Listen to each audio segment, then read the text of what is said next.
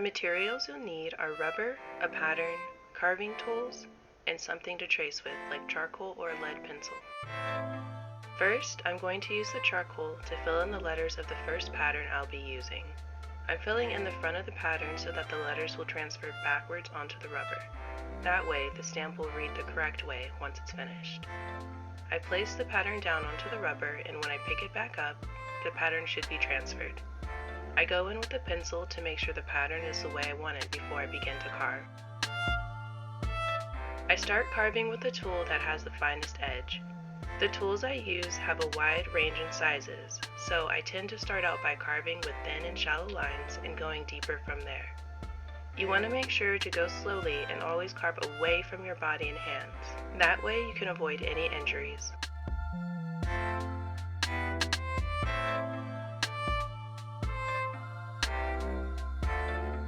Once I finish carving around the letters, I begin to carve out the areas in between them. You don't have to go super deep in the negative areas, but you want to make sure that they won't pick up any of the ink or paint you use with the finished stamp.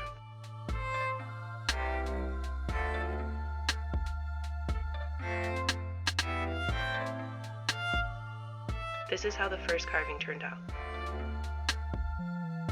For the second stamp, I follow the exact same process for transferring the pattern.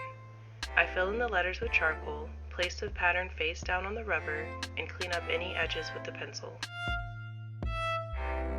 I carve around the letters to begin, and then carve out the areas in between them, always making sure to carve away from my body.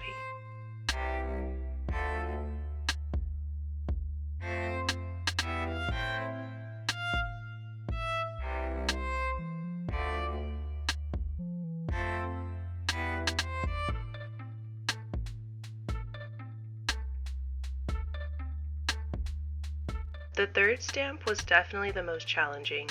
I used a slightly different method to transfer the pattern.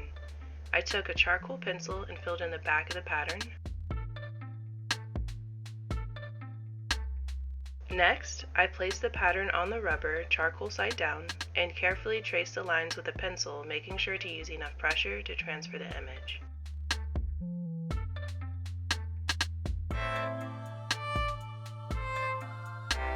It came out pretty well, and I used the pencil to make any necessary adjustments.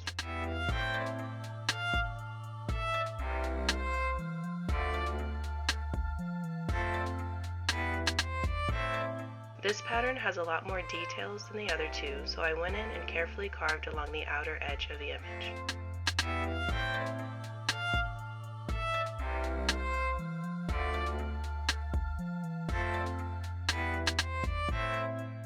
Next, I took one of the tools with a straighter tip to cut along the inner edge of the pattern.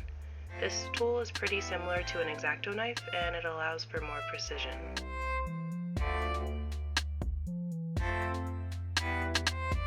Once I've cut an edge, I go in with another tool to pretty much cut out the area in between. I had to be very careful not to cut out the outline of my stamp, and I was honestly pretty worried that I wouldn't be able to get a clean enough outline, but this method ended up working pretty well. Overall, I think I just need a new tool with a finer tip, so I'll most likely upgrade my tools before trying again.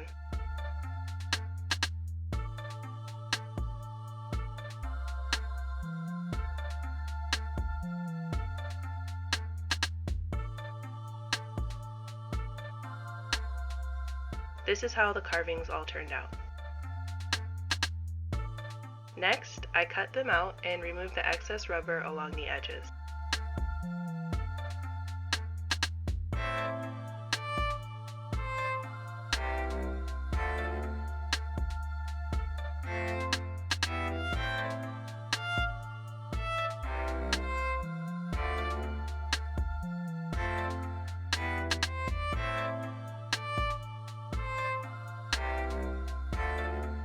The last step is to test them out and make sure they look the way you want. I'm going to be using some black paint and a ruler. I make sure to try and get a thin layer of paint on each stamp, apply pressure to the back, and carefully remove it from the paper.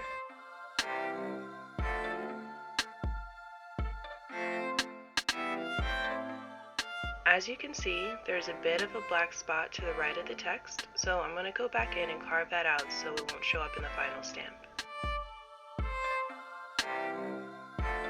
I go in and test out each stamp, sometimes stamping multiple times to get the right amount of paint or ink.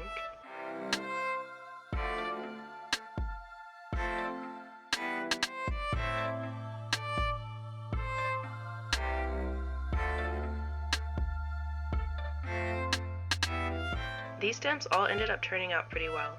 My plan is to use them to stamp packaging for Etsy orders, and I think they'll add a really nice homemade touch. Here are a few stamps I made earlier this year. I used them to stamp a bunch of towels I use in my kitchen. I also could use these for stamping in my journal, stamping onto letters, stamping onto pretty much anything with a flat surface. Also, if you're making stamps a bit smaller than this, you can glue a wood block or something onto the back to make them easier to use.